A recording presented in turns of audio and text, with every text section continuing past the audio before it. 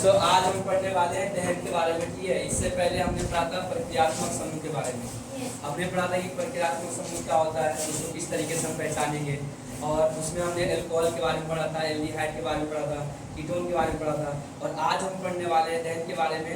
और आज जो है हम बैच के अंदर पढ़ने वाले हैं। हमारे 10वीं क्लास के बच्चे बैठे हुए हैं, ये इनको दिखा दो, कैमरे में दिखा दो। ये हमारे 10वीं क्लास के कुछ होनहार बच्चे हैं जो बहुत ज़्यादा पढ़ने पे ध्यान देते हैं, बहुत ज़्यादा मेहनत कर रहे हैं, बोर्ड के पेपरों की तैयारी कर रहे हैं, बहुत तगड़े वाली तैयारी कर रहे हैं। ठीक है, तो बच्चों हम शुरू करते हैं। हमारा जो पहला टॉपिक है जिसका नाम है दहन। अब बच्चों दहन का मतलब होता है जलना। दहन का मतलब क्या होता है? जलना।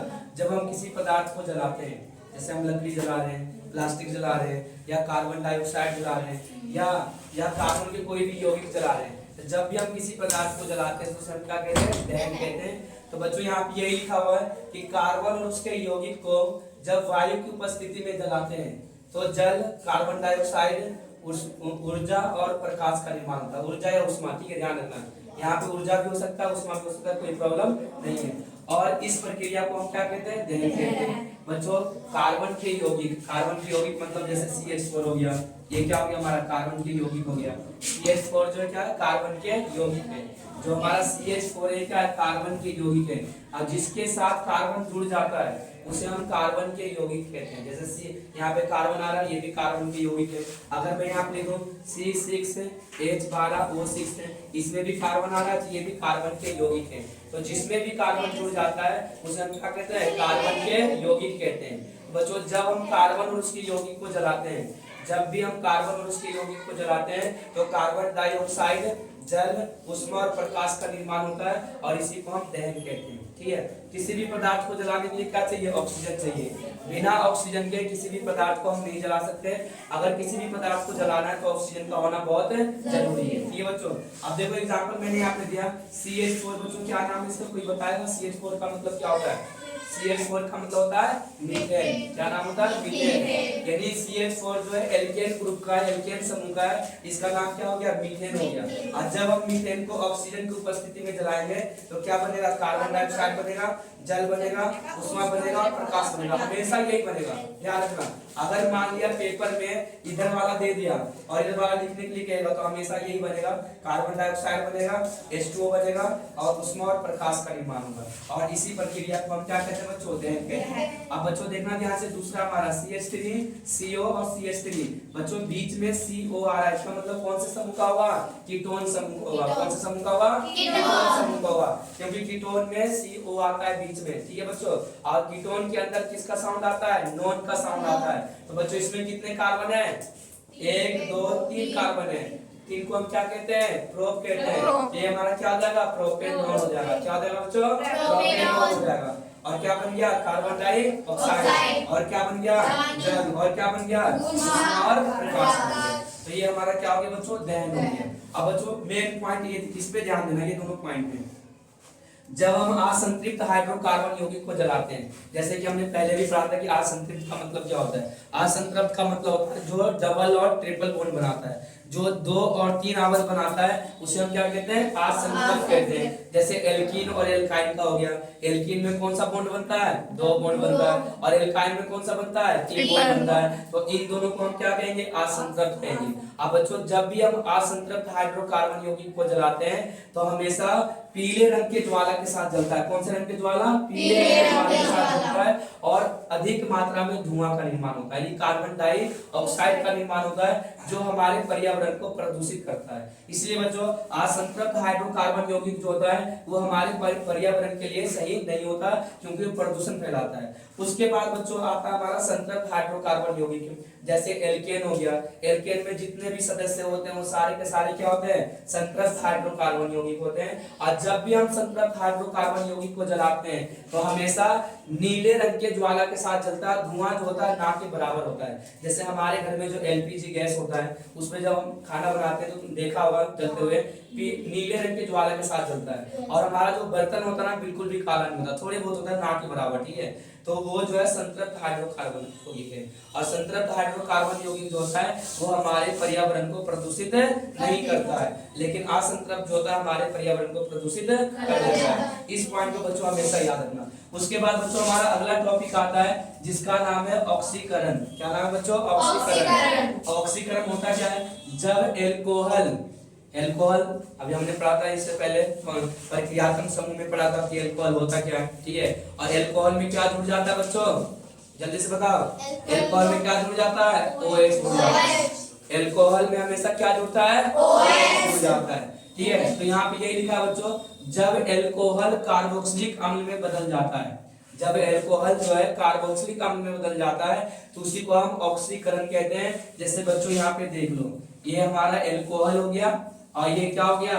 कार्बोक्सिलिक अम्ल में बदल गया, क्योंकि C OH आ रहा है। और जिसमें भी C OH आता है उसे हम क्या कहते हैं? कार्बोक्सिलिक अम्ल के सदस्य कहते हैं। अब बच्चों इसमें कितने कार्बन है? 2 कार्बन है। 2 को क्या पढ़ते हैं? H पढ़ते हैं। और एल्कोहल ग्रुप में कौन सा साउंड आता है? नोइक का साउंड आता है। कौन सा साउंड आता है? नोइक। तो ये हमारा क्या हो गया? एथेनोइक हो गया। क्या हो गया हमारा? ये एथेनोइक हो गया। और ये क्या हो गया? एथेनॉल हो गया, क्योंकि एल्कोहल में हमेशा नॉल का साउंड आता है। तो ये हमारा क्या हो गया? एथेनॉल हो गया। और ये क्या हो गया? एथेनोइक एसिड हो गया। और बच्चों बीच में जो KMnO4 है, KMnO4 का मतलब होता है पोटेशियम परमैंगनेट है। KMnO4 का मतलब क्या होता है? पोटेशियम परमैंगनेट है। और K2Cr2O7 का मतलब क्या होता है? पोटेशियम पोटेशियम डाइक्रोमेट, ठीक है। K2Cr2O7 का मतलब क्या होता है? Potassium dichromate. और बच्चों ये दोनों जो है ना उत्प्रेरक है। ये दोनों क्या है? उत्प्रेरक है। और ये पॉइंट याद रखना बहुत जरूरी है कि उत्प्रेरक का मतलब होता है क्या है। बच्चों उत्प्रेरक उसे कहा जाता है जो केमिकल रिएक्शन को फास्ट कर देता है, जो रासायनिक अभिक्रिया को जल्दी से खत्म कर देता है, उसे उत्प्रेरक कहते हैं। कई बार जो एग्जाम में इस तरीके के सवाल जो पूछे गए कि उत्प्रेरक क्या होता है? जो रासायनिक अभिक्रिया को जल्दी से खत्म कर देता है उसे हम क्या कहते हैं? उत्प्रेरक कहते हैं। तो बच्चों ये दोनों जो है उत्प्रेरक है। और उत्प्रेरक के बच्चों एक खासियत और है, वो रासायनिक अभिक्रिया पे कोई प्रभाव नहीं डालता।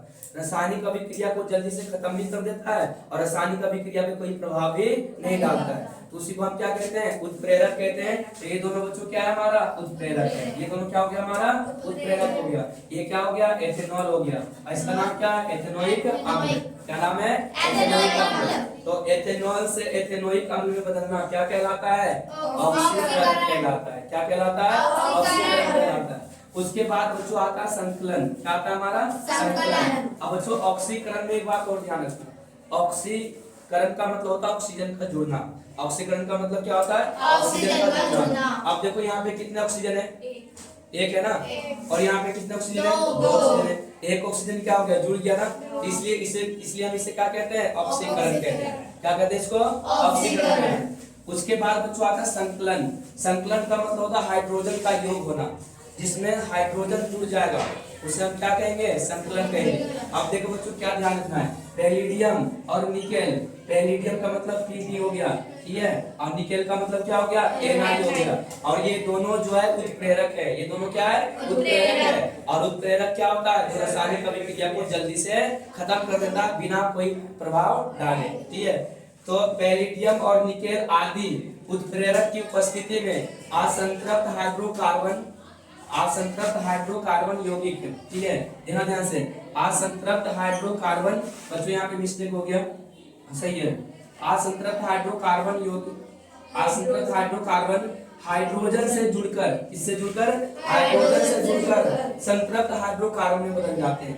संतृप्त हाइड्रोकार्बन में बदल जाते हैं। अब देखो बच्चों यहाँ पे असंतृप्त का मतलब क्या है? यहाँ पे 2 बॉन्ड बन रहा है ना, 2 आवरण बन रहा है। तो जहाँ पे भी 2 आवरण बनता है या 3 आवरण बनता है उसे हम क्या कहते हैं? असंतृप्त कहते हैं। तो यहाँ पे 2 आवरण बन रहा है, इसका मतलब क्या है? हमारा असंतृप्त है। और ये क्या हो गया? Na का मतलब निकेल हो गया। और Pd का मतलब क्या हो गया? पैलिडियम हो गया। ये दोनों क्या हमारा? उत्प्रेरक है। और नीचे क्या हमारा? 2 हाइड्रोजन है। ये 2 हाइड्रोजन जुड़ गया। इसमें कितने आ रहे? 1 2 3 4 आ रहे। 1 2 3 4 आ, और एक हाइड्रोजन इधर जुड़ गया और एक हाइड्रोजन इधर जुड़ गया। ये क्या बन गया? संतृप्त बन गया ना, क्योंकि यहाँ पे एकल आवरण है। कितने आवरण है यहाँ पे? एकल आवरण है। और यहाँ पे कितने आवरण है? 2 आवरण है। यहाँ पे कितने आवरण है? एकल आवरण। तो जब भी एकल द्विआवरण जो होगा एकल आवरण में बदल जाएगा उसे हम क्या कहेंगे? संकलन अभिक्रिया कहेंगे। क्या कहेंगे उसको? संकलन अभिक्रिया कहेंगे। बच्चों उसके बाद हमारा था हाइड्रोजनीकरण। किसे कहते हैं? हाइड्रोजनीकरण।